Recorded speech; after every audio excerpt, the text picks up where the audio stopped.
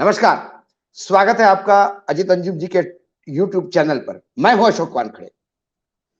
आज मद्रास हाईकोर्ट के एक जज ने एक बात कही और उन्होंने कहा कि जब निजाम बदलता है तो सिस्टम बदलती है, तो फिर न्यायदान कैसा होगा। डीएमके के दो मंत्री जिनके ऊपर करप्शन के चार्जेस थे और एक जो स्पेशल कोर्ट होते हैं जहां एमएलए और एमपीज के खिलाफ केसेस चलते हैं, उस कोर्ट ने इन दोनों मंत्रियों को बरी कर दिया। जब इन दोनों मंत्रियों को बरी कर दिया तो हाईकोर्ट ने उसको टिप्पणी करते हुए कहा कि जैसे ही ये विपक्ष में थे तो इनके खिलाफ केस थे, आयोग इनकी जमानत नहीं होने दे रहा था, और जैसे ही वहां सरकार बदली 2021 में और ये विरोधी पक्ष वाले लोग मंत्री बने, उसी आयोग ने क्लोजर रिपोर्ट फाइल कर दी। तो न्यायालय भी क्या करेगा। ऐसा ही चलता रहा तो प्रिवेंशन ऑफ करप्शन एक्ट, इसका मृत्यु लेख लिखा जाएगा।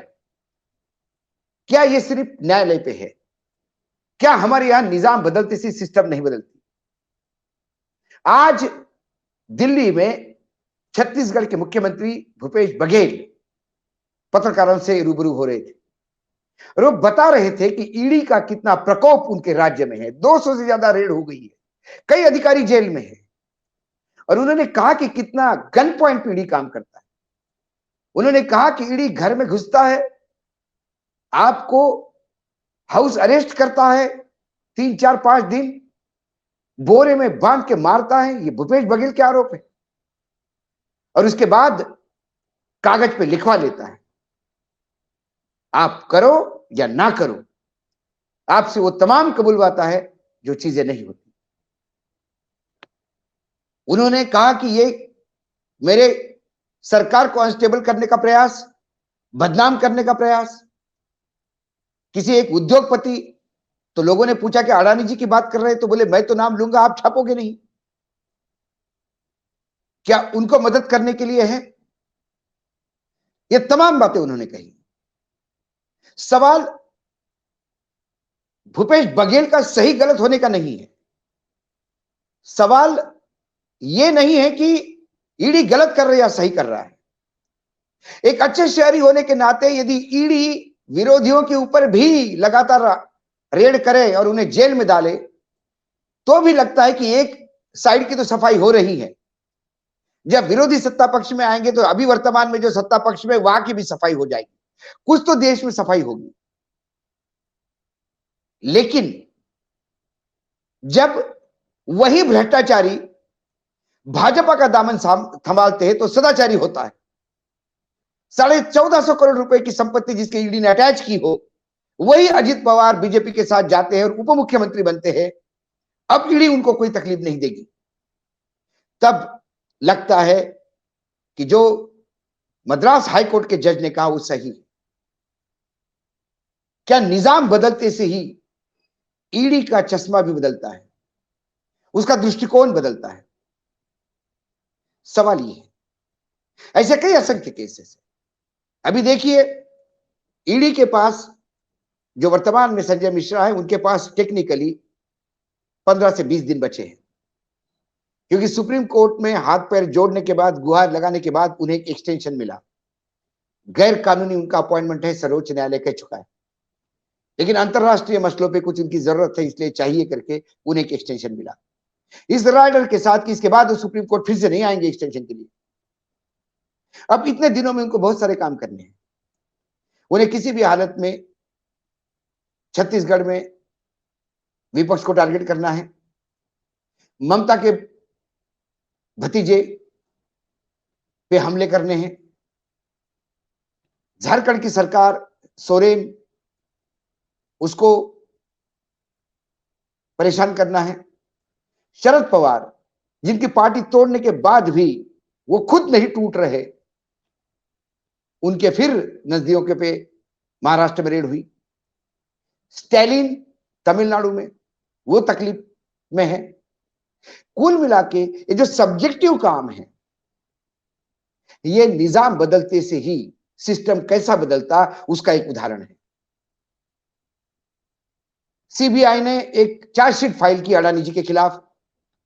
कोल सप्लाई मामले में। आंध्र प्रदेश का टेंडर था कोल सप्लाई का।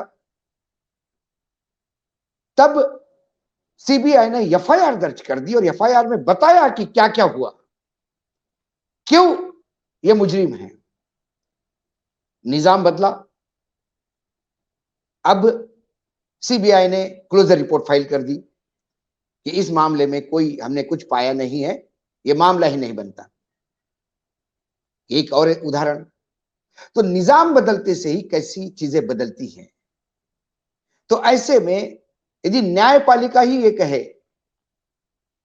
कि हमारे जज हिट विकेट हो जाते हैं और मजबूर हो जाते हैं, तो फिर बड़ा प्रश्न उठता है, ये देश देखेगा किस तरफ? या फिर यहां भ्रष्टाचार के मामले भी सब्जेक्टिव होंगे।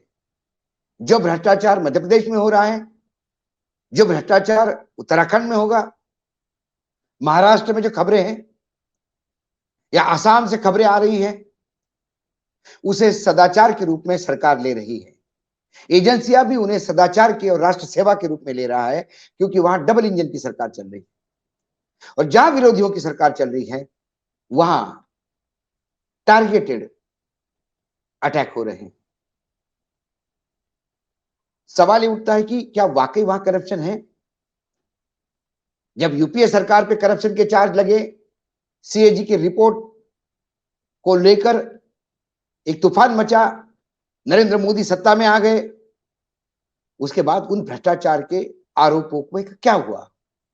क्यों नहीं उन लोगों को सजा हो रही है? क्यों नहीं वाड्रा जेल जा रहे हैं? ये तमाम बातें, सवाल जो है वो अनुत्तरित है, क्योंकि फिर कहीं ना कहीं कुछ ना कुछ कॉम्प्रोमाइज और डील हुए हैं।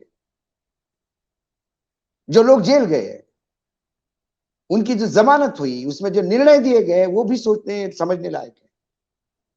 संजय राउत के मामले में तो कोर्ट ने यह कहा कि जो मुजरिम है वो तो बाहर घूम रहे हैं, आप किसको पकड़ के लाए?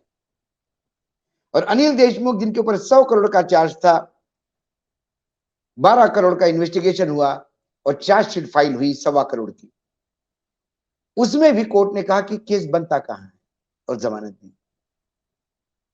सीबीआई, ईडी कहती है, जब विरोधी गए ईडी के खिलाफ राष्ट्रपति के पास, तो ईडी कहती है कि हमारा प्रोसिक्यूशन रेट 95% है। मुझे लगा कि इतने लोग सजा हो रहे हैं कि अब पता नहीं हमें कैसे खबर नहीं आती। जब पूरा मैंने देखा तो ईडी करीब करीब 6-6.5 हजार रेड करती है,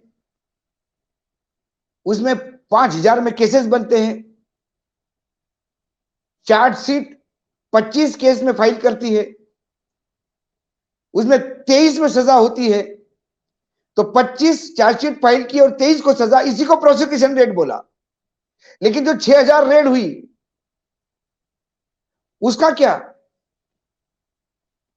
जो राजनेताओं पर रेड हो रही है, उसमें से 95% सिर्फ विपक्ष के नेता क्यों है? क्या सत्ता पक्ष सब दूध का धुला हुआ है? या जो कल तक करप्ट थे, वो सत्ता में आते से ही कैसे देश प्रेमी, विकास के द्योतक, ये कैसे बन जाते हैं? सवाल ये उठता है। आज उन्होंने कहा कि दारू, कोल, तो क्या कोयला घोटाला ये 3 दिन पहले हुआ है या 6 महीने पहले हुआ है? ये जो कोयले का काम चल रहा है, ये तो सालों से चल रहा है। जब रमन सिंह की सरकार थी तब भी चल रहा था, क्योंकि एक सिस्टम है। यूं ही बघेल साहब एटीएम बने हुए नहीं है कांग्रेस के, यूं ही रमन साहब तब पार्टी के लिए फंड नहीं देते थे। झारखंड और छत्तीसगढ़ ये मिनरल रिच स्टेट है। क्या किसी उद्योगपति का माइनिंग में इंटरेस्ट है और उसी को मदद करने के लिए सारा काम हो रहा है?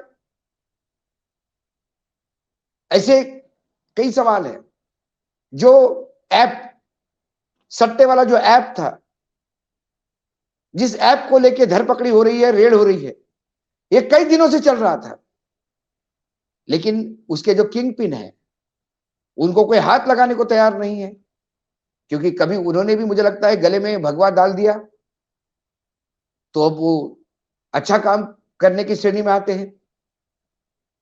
दारू के मामले में बघेल साहब पूछते हैं कि भाई जो होलोग्राम जो लगाते हैं वो दारू के कंपनियों को क्यों नहीं पूछते? हमको क्यों पूछ रहे हो? ये बात भी सही है। कई जगह सिस्टम के साथ चीजें बदलती हैं, और ये मात्र न्यायपालिका नहीं, ये हर जगह दिखाई देता है।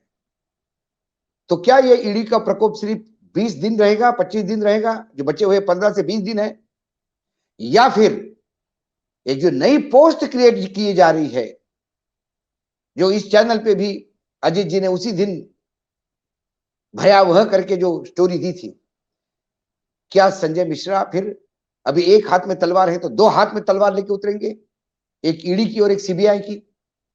तो फिर 2024 के चुनाव आते आते इंडिया गठबंधन के तमाम बड़े नेता जेल से चुनाव लड़ेंगे, यह भी देखना है।